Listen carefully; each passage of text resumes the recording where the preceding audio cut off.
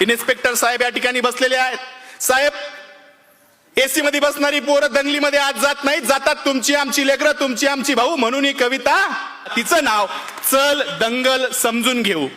आदेश आले, अफवा आल्या, रंगीबिरंगी झेंडे आले, दगडासोबत धोंडे आले, कळपा कळपा न गेंडे आले, धर्मासाठी कडवे आले, मतांसाठी भडवे आले.